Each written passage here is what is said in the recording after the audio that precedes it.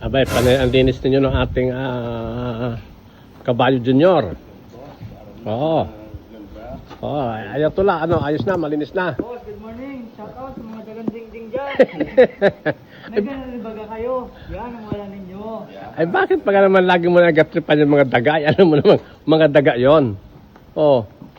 Ba't mahal hindi? Ay, dito lang sila nakita sa atin. Kananakaw ng video. Nariligtap pa ni Ayatollah. Ha? Nariligtap boss ni Ayatollah. Ay, ano lang, wag lang yung pakialam at dagang dingding at iyak na nga ni eh. Iyak na nga ni eh. Inaasar pa ninyo. Kita mo yung isa, yung walang utak na kalansay. Oh. Yan talaga boss ay... Ay, dapat yun eh, hindi man ganun ang pangalan eh. Dapat Kalansay TV. Paano naman boss yung Bungal TV? Ay, bungal na bungal. Ay, muyag na muyag na. Oh. Ayos.